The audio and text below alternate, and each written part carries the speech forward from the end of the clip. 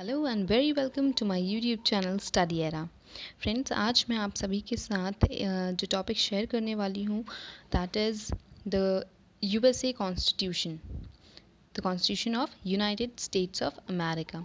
So I think it's a very important topic, और क्योंकि ये बहुत ही लेंदी और ब्रीफ टॉपिक भी है, इसलिए मैं इस पूरे कॉन्स्टिट्यूशन को बहुत सारे पार्ट्स या चैप्टर्स आप कह सकते हो या वीडियोस में इसे डिवाइड करूँगी। और इसके जो मैं आपको आगे दिखाऊंगी इंडेक्स पेज पे, उसमें 10 पार्ट्स हैं, 10 चैप्टर वाइज इस पूरे कॉन्स्टिट्यूशन को डिवाइड किया गया है। और इसी हिसाब से मैं 10 वीडियोस बनाऊंगी जिसमें कि यूएसए कॉन्स्टिट्यूशन कवर होगा। तो अगर आप अभी ये वीडियो देख रहे हैं और आपको समझना है यूएसए कॉन्स्टिट्यूशन, तो आपको वो 10 वीडियोस देखना ज़रूरी होगा। सो हम अपने इंट्रोडक्शन के साथ आज शुरू करते हैं। देखिए, हम सभी जानते हैं कि जो अमेरिका का सिस्टम है वो पहले से कोई प्लान सिस्टम नहीं है। और हम सभी जानते हैं कि बहुत ही स्टार्टिंग से जो ब्रिटेन है वो सभी कंट्रीज़ पे रूल करता हुआ आया है, और ब्रिटेन से पहले और कोई कंट्री नहीं थी। ठीक है, जो ब्रिटेन के अंडर में जो 13 कॉलोनीज़ थी, जो कि कहा जाता है कि वो अलग होकर जिन्होंने अमेरिका बनाया, वो 13 कॉलोनीज़ अब 50 स्टेट्स हो गए हैं अमेरिका के। ठीक है, तो उन 13 कॉलोनीज़ को जब लगा कि शायद हमें सोवरन होना चाहिए, सोवर्निटी हमारे पास होनी चाहिए, हमें किसी और के थ्रू रूल नहीं किया जाना चाहिए, तब वो 13 कॉलोनीज़ ने सिविल वॉर के थ्रू अपने आप को अलग कर लिया और उसे नाम दिया अमेरिका। ठीक है, so let's start with the land and people. Land and people में आपकी ये नॉर्मल नॉलेज है कि वहाँ का एरिया क्या है। ठीक है, तो यहाँ वहाँ पर का जो टोटल एरिया है यूनाइटेड स्टेट्स ऑफ अमेरिका का, that is 3.8 million square meals. और जो लैंड एरिया है यानी कि ज़मीन वाला एरिया जो है वो 3.5 मिलियन स्क्वायर मील्स है, और वाटर एरिया वहाँ का 0.26 स्क्वायर मील्स है। और अगर वो ग्लोब की पूरी बात करें कि ग्लोब में कितनी जगह पे है, तो दैट इज़ 1/19 पार्ट। ठीक है, पूरे ग्लोब का 1/19 पार्ट जो है वो अमेरिका का है। और नॉर्थ अमेरिकन कॉन्टिनेंट रीजन में लाई करता है वो। ठीक है, 3000 माइल्स जो है वो अटलांटिक ओशन ईस्ट के साइड में है, पैसिफिक ओशन उसके वेस्ट साइड में है, कनाडा उसका बॉर्डर है नॉर्थ का, और मैक्सिको उसका साउथ का बॉर्डर है। वहाँ पे बहुत सारे माउंटेन्स हैं जिनकी एल्टीट्यूड बहुत ज़्यादा हाई है, दैट इज़ अबाउट 13,000 फीट्स। और प्रोमिनेंट रिवर्स वहाँ की 8 मानी जाती हैं ऐसी। ठीक है, और वहाँ ऐसा कहा जाता है कि वहाँ का जो लार्जेस्ट आइलैंड है उसमें वर्ल्ड का fresh water in the world वहाँ पे है। ठीक है, तो that's a very big thing for America. And जो 2% पॉपुलेशन है यूएसए की, that is consist of Negroes, मतलब उन लोगों को निग्रोज कहते हैं, जो कि 2% पूरी एक कम्युनिटी के लोग हैं। 2/3 लोग जो हैं वहाँ पे वो शहरों में रहते हैं, और 1/3 रूरल एरियाज़ में। ठीक है, और वहाँ का जो रेशियो, अगर अब 2012 की बात करें, जो पूरा पॉपुलेशन रेशियो होता है, तो वहाँ पे निकला था कि the population is about 319 millions, है ना। तो अगर फिर हम चलते हैं प्रोडक्शन एंड इंडस्ट्री की तरफ, जैसे कि हम सभी जानते हैं कि अमेरिका एक बहुत ही लीडिंग कंट्री है, हर चीज़ में वो लीडिंग कंट्री है। तो अगर उसमें मिनरल्स और रिसोर्सेज की बात करें, तो that is very rich. America is very rich in minerals and resources, mainly coal, iron, copper, zinc, lead, silver, जैसे कि मैंने मेंशन किया है यहाँ पे। ये सारे जो हैं वो बहुत ही ज़्यादा अबेंडेंस में पाए जाते हैं। मरकरी वहाँ पे मोस्टली अबंडेंस में पाई जाती है। ठीक है, पेट्रोलियम भी वहाँ पे बहुत ज़्यादा लार्ज क्वांटिटी में है। वहाँ की जो मेजर क्रॉप्स, यानी कि जो क्या बोलते हैं उसको, धान, है ना, वो सब मेजर क्रॉप्स क्या है, सॉरी क्रॉप्स मेजर क्रॉप्स क्या है, अनाज जिसे हम कहते हैं, वो मेजर है wheats, oat, barley, potatoes, cotton, sugar cane, tobacco, है ना, ये सब वहाँ के मेजर क्रॉप्स हैं। और अगर वहाँ की हम इंडस्ट्रियल उसकी बात करें, तो जो इंडस्ट्रियल पार्ट है that is very very great there. जो अमेरिका है वो इन्फोटेक इंडस्ट्रियल कंट्री कही जाती है और बहुत ही हाईली एडवांस्ड है ये चीज़, है ना। वो जो है पेट्रोलियम केमिकल्स और ये सारी चीज़ें वहाँ पे उसकी जो लिकर है, पेंट्स, इन सब की प्रिंसिपल इंडस्ट्रीज़ हैं ये वहाँ की। और ऑटोमोबाइल्स हो गया, एयरक्राफ्ट्स, है ना, प्लेन, एरोप्लेन्स, कोल, कॉटन, इन सब का बहुत ज़्यादा वो जो है एक्सपोर्ट करता है, ठीक है। और वॉचेस हो गए, क्लॉक्स, कॉफ़ी, इन सब का वो इम्पोर्टर है, इम्पोर्ट करता है। एजुकेशन रिलीजियस की बात करें हम, तो वहाँ का एजुकेशन सिस्टम तो आप वहाँ के लोगों को देख के ही जान सकते हो। वहाँ की न्यूज़ में आप देखते होगे कि वहाँ के लोग कितना पढ़े लिखे हैं।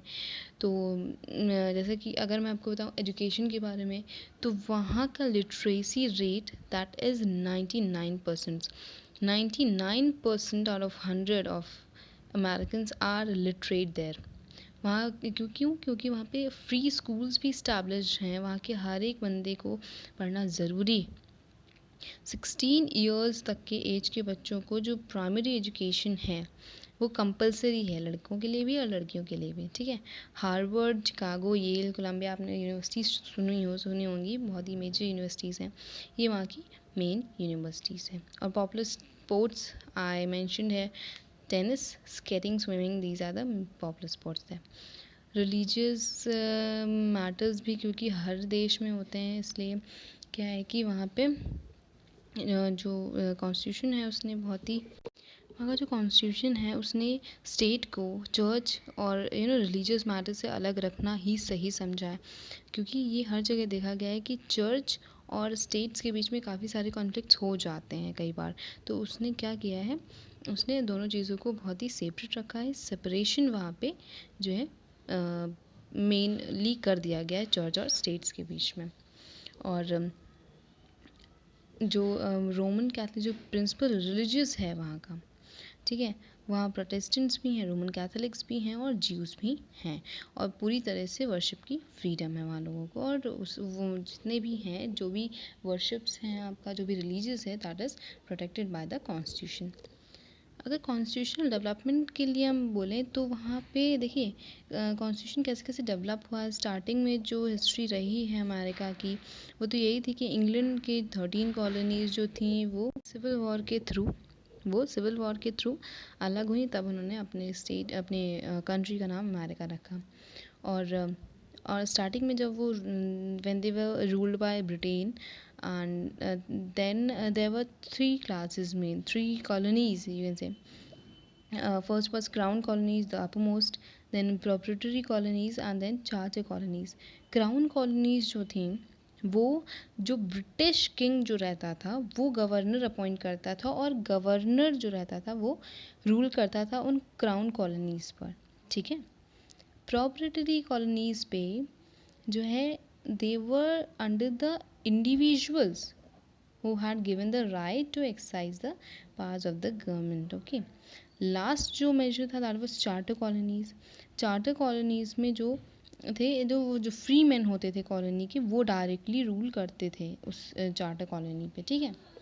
ये जो कॉलोनीज़ थी वो स्टार्टिंग में रखी गई थी, और शायद इन्हीं वजहों से ऐसा उन लोगों को लगा कि ये बहुत ही गलत तरीके से हम पे रूल कर रहे हैं और शायद हमें अलग हो जाना चाहिए, हमें इंडिपेंडेंट हो जाना चाहिए। नेचुरल सी बात है कि आपकी कंट्री पे कोई और कंट्री रूल करे, आपको बताए कि क्या करना है आपको क्या नहीं, तो that was just a reason of conflict. तो नेचुरली है कि कॉन्फ्लिक्ट तो होगा ही होगा, ठीक है। डिक्लेरेशन ऑफ इंडिपेंडेंस कब हुआ, देखिए वहाँ का इंडिपेंडेंट कब हुए वो लोग, जब बहुत ज़्यादा ये 7 इयर्स वॉर में जब बहुत ज़्यादा प्रॉब्लम्स हुई और फ्रेंच और स्पेनिश जब हारे, तो जो फ्रांस था उसने सोचा कि I have to do something with Britain so that I can defeat her, है ना। उसको क्योंकि बदला लेना था ब्रिटेन से, इसलिए उसने क्या किया कि जब उसको पता चला कि ये जो अमेरिका की कॉलोनीज़ हैं, ये 13 colonies, they are against it, sorry America की बोल रही हूँ मैं, विच वो under that time the Britain, है ना। तो उन्हें जब पता चला कि ये उनके ही अगेंस्ट हैं और लड़ना चाहती हैं अपने लिए, तो उसने क्या किया, उसने अपने लिए फ्रांस ने अपने हित के लिए उनका साथ दिया, so that they can fight against that Britain, है ना। तभी उन्होंने फ्रेंच जो थे उन्होंने क्या किया, उन लोगों को ट्रेनिंग दी अपने साथ उन्होंने अपने ट्रेनिंग दी और उन्हें तैयार किया, जो 13 कॉलेज से उन लोगों को तैयार किया so that they can fight with England. और तब जाके जब वॉर हुई, तब 4 जुलाई 1776 को वॉर ख़त्म होने के बाद इंडिपेंडेंस डिक्लेयर हुई। और ये जो डिक्लेरेशन था दैट वाज इन फिलाडेल्फिया, ठीक है। और अब अगर हम बात करते हैं कि जो फिलाडेल्फिया कन्वेंशन की, सो फिलाडेल्फिया कन्वेंशन नाम इसलिए दिया गया है इसे क्योंकि ये फिलाडेल्फिया में हुई थी, ठीक है। और ये फिलाडेल्फिया का मेन जो एम था वो कॉन्स्टिट्यूशन बनाना था अमेरिका के लोगों के लिए। जब वो अलग हो गए तो एक रूलिंग के लिए या एक स्टेबल गवर्नमेंट, स्टेबल कंट्री के लिए कॉन्स्टिट्यूशन का होना दैट्स मोस्ट इम्पॉर्टेंट, ठीक है। इसीलिए फिलाडेल्फिया कन्वेंशन बिठा ली गई फिलाडेल्फिया में, और वहाँ पे जितने भी स्टेट्स थे वहाँ के लोगों को बुलाया गया, वहाँ के जो मेन लोग थे उन्हें बुलाया गया। बट स्टार्टिंग में तो काफ़ी लोग 50 आउट ऑफ अबाउट 55 लोग आए। बट जब रोज़ वो थोड़ा कुछ दिन चली वो कन्वेंशन, लेकिन रोज़ जो थे वो फिर कम होने लगे लोग, 30 to 35 लोग ही उसे अटेंड करते थे, ओके। उसमें बहुत सारे एक्सपीरियंस्ड पर्सन्स भी आते थे, जैसे कि George Washington, James Madison, Alexander Hamilton और बेंजामिन फ्रैंकलिन। इस तरह के बहुत सारे हाईली टैलेंटेड और डिस्टिंग्विश्ड पर्सनालिटीज़ भी वहाँ पे आती थी और उस कन्वेंशन को अटेंड करती थी, ठीक है। और जब सारे सब ने अपने व्यूज़ दिए कि कैसा होना चाहिए, सब एक सेंट्रल गवर्नमेंट होनी चाहिए कि नहीं होनी चाहिए, सेंट्रल गवर्नमेंट के और अंडर में क्या होना चाहिए, क्या नहीं होना चाहिए, इंडिपेंडेंट स्टेट्स होने चाहिए, तब ये सब जब डिस्कशन हो के एक व्यू निकला कि हाँ कॉन्स्टिट्यूशन कैसा होना चाहिए। तब कॉन्स्टिट्यूशन जब बना that was enforced on March 4, 1789, 1789 year was 1789, ठीक है। तो that 4th March is very important for America. तो इस दिन अमेरिका का कॉन्स्टिट्यूशन बना था। और स्टार्टिंग में कई लोगों ने, जो कि फिलाडेल्फिया कन्वेंशन को अटेंड तक नहीं कर रहे थे, उन्हें पहले स्टार्टिंग में ये गलत लगा कॉन्स्टिट्यूशन और उन्होंने मानने से इनकार कर दिया। बट एट लास्ट वो भी आने लगे, उन्होंने भी एक्सेप्ट कर लिया, ठीक है। उस टाइम जब वो अलग हुए थे तब 13 कॉलोनीज़ थी और अब 50 स्टेट्स हैं अमेरिका में, ठीक है। और किस तरह से उन्होंने अपने आप को इन्हांस किया है, उनकी जो स्टेबिलिटी है, उनकी माइंड थिंकिंग इतना ग्रेजुअली इंक्रीज़ हुई कि सभी जानते हैं आज यूएसए कहाँ है। तो बहुत ही इम्पोर्टेंट चीज़ होती है अपने पे उन्होंने, क्योंकि सिविल वॉर उन्होंने जिस तरह से क्रिएट की, और अगर आप अमेरिकन रेवोल्यूशन पढ़ेंगे तो उन्हें कितनी प्रॉब्लम्स के साथ उन्हें आज़ादी मिली है ये भी आप जान पाएंगे। और उसके बाद सबसे बड़ी बात आप जानेंगे, स्लेवरी अबॉलिश, जो मैंने लास्ट पॉइंट डाला है यहाँ पे, slavery was abolished after 148 years in USA. फरवरी 2013 में स्लेवरी अबॉलिश हुई अमेरिका में। और किसकी वजह से मेनली, ये तो बहुत ही प्राउड की बात है इंडियंस के लिए, इंडिया के लिए। इंडियन फिजिशियन थे राजन भत्रा, इनकी वजह से वहाँ की स्लेवरी हटी है। जब ये वहाँ पे जब गए थे माइग्रेंट इंडियन फिजिशियन बन के, तब इन्होंने वहाँ पे एक व्यू दिया था कि शायद स्लेवरी अबॉलिश हो जानी चाहिए, और इन्होंने उस पर बहुत ही उस पर अड़े रहे और इन्होंने कहा कि नहीं, ये जो है वो बहुत ही ज़रूरी है और सब कोई किसी का स्लेव नहीं होना चाहिए। जब पूरी कंट्री इंडिपेंडेंट है तो हर एक इंसान भी इंडिपेंडेंट होना ही होना चाहिए। कई लोगों ने इसे रोकने की कोशिश भी की, बट वो एट लास्ट सही काम था, इसलिए वो हो गया पूरा। सो ऑन 7 फरवरी 2013, जो चार्ल्स बार्थ थे वहाँ के डायरेक्टर, ठीक है, उन्होंने पूरा रेटिफिकेशन दे दिया। और जो ये राजन भत्रा थे, आज भी वहाँ के लोग इन्हें बहुत अप्रिशिएट करते हैं इस चीज़ के लिए, और ये हमेशा वहाँ प्रेज़ किए जाते हैं इस बात के लिए कि उनकी वजह से आज हर इंसान अमेरिका का फ्री है फ्रॉम स्लेवरी। सो ये था आज आपका इंट्रोडक्शन अबाउट यूएसए कॉन्स्टिट्यूशन। सो अगर आपको सही लगा हो तो मुझे कमेंट्स में ज़रूर बताइए, और वैसे भी मैं इसे पूरा तो कंप्लीट करूँगी ही। अगर आपको सही लगा हो तो आगे की वीडियोस भी आप ज़रूर देखें। Thank you.